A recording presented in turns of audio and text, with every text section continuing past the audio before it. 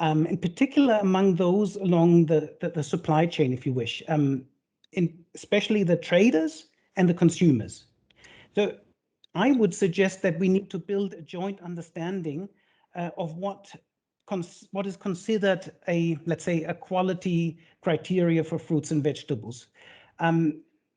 A lot of consumers tend to reject produce because they think it's of low quality, but this is something that we can work around and educate them on. Now, on the trader side, I would suggest that this could involve, for example, the sale of, let's say, oddly shaped, or sometimes they call them ugly fruits, by promoting them with an incentive, giving the consumer an incentive such as, for example, reducing the price to reflect the so-called lower, let's say, conformity with the quality expectations. Instead of throwing them out, they could be displayed in a special crate that features exotic shapes and sizes. And they could be promoted with a slogan such as, dare to try something new, something exotic, something different. I mean, there's lots of ways they can promote such, let's say, standard or conform with the expected norm, of course, produce. They don't need to throw them away. And of course, the consumer. It's the consumer that makes the decision on whether to buy or not a product. And a lot of the consumers, particularly in the developed countries, tend to have the feeling that low quality fruits are associated with their appearance. If they're not the right size, the right shape or color, they tend to either throw them away or not buy them. And that's how a lot of the waste is created. So I think we need to create an understanding on the consumer side that these ugly fruits and vegetables still have the same nutritional value, they taste the same, but simply because they don't meet the cosmetic standards that they expect, it doesn't mean that they are not as valuable in terms of their taste, nutritional value, and other things. So, and that also includes, in my opinion, introducing, and I'm now referring back to my own experience in my own family, introducing new ways and new recipes of consuming these fruits that may not be that they may not be used to.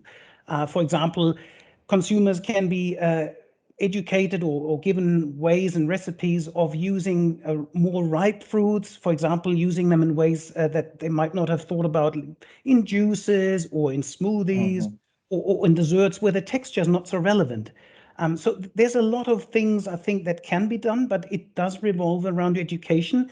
And that's always a bit of a hard task to do, to change people's expectations. They basically, their background gives them what they think is the quality that they expect to have on their table. And this is a bit of a challenge, but I think it requires a joint action, both on the side of the supply as well as, of course, on the consumption of the consumer. So thank you. I'll leave it at that. Thank you. Really interesting, and I appreciate your answer. And I agree with you when you are talking about the importance of changing the perception about appearance of fruit and vegetables. I really appreciate the example you mentioned about ugly foods, also about the leftovers.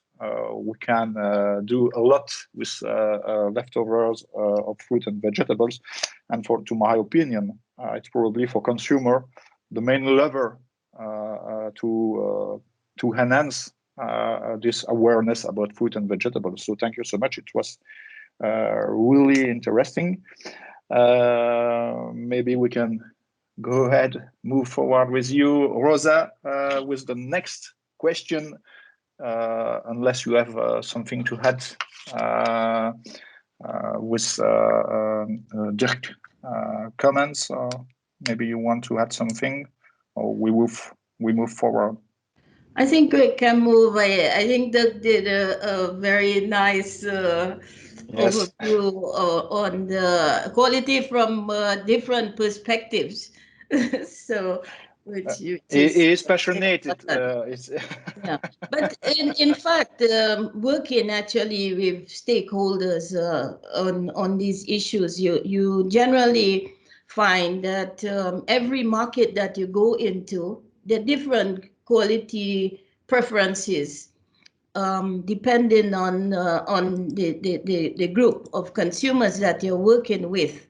So no one size fits all. And Yes. so everywhere I go to do a project, I actually do a market survey, or even with my target group that I'm training, I go around the table and ask them, what are your expectations? And the example that Doug gave, again, a lot depends on the end use, because you talked about the papayas in, in maybe it's the Pacific you were referring to.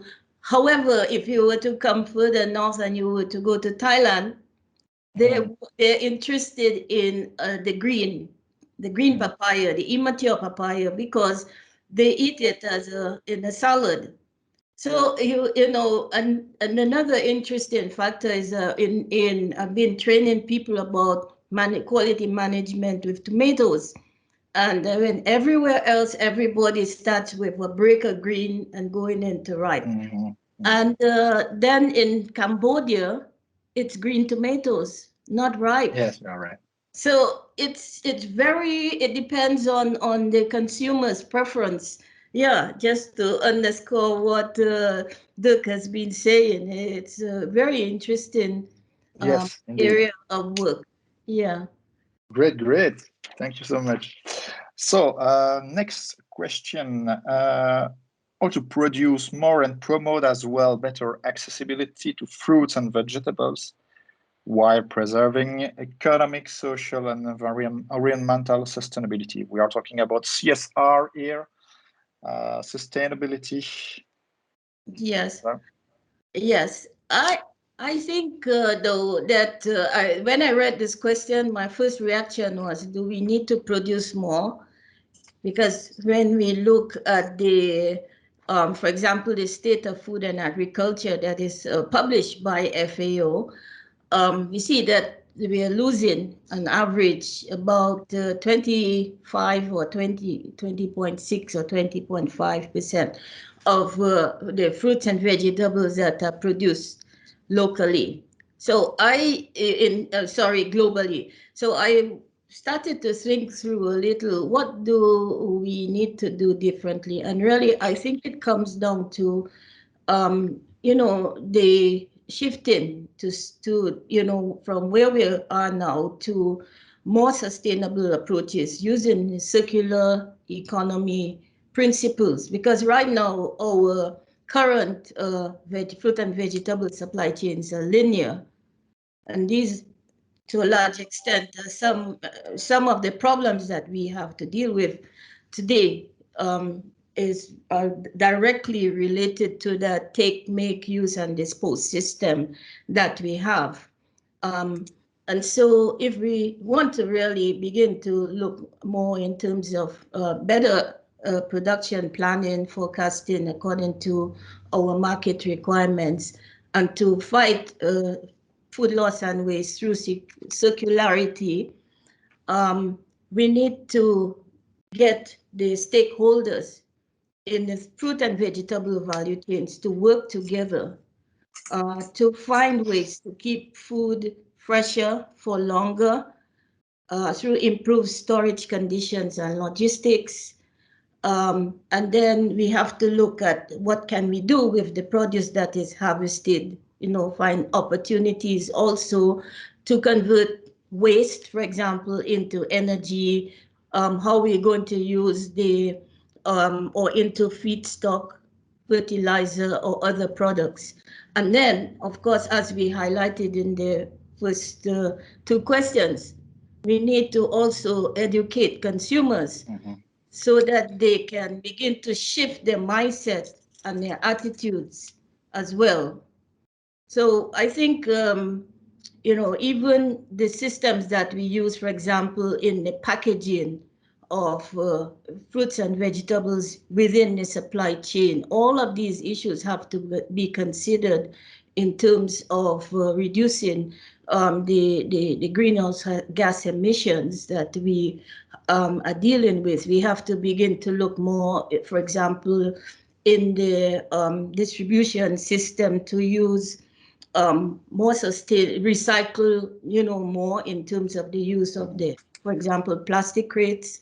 Then in terms of the packaging, where you have, for example, individual fruit that need to be packaged.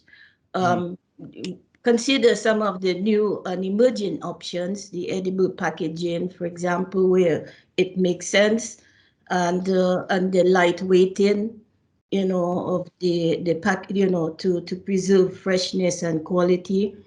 And then we also need to ensure that, again, a lot of the times we are not much in the developed world, but in the developing world, the whole logistics systems need an overhaul, because you have a lot of quality deterioration and loss as a result of inadequate logistical arrangements in terms of moving produce efficiently and effectively across the supply chain.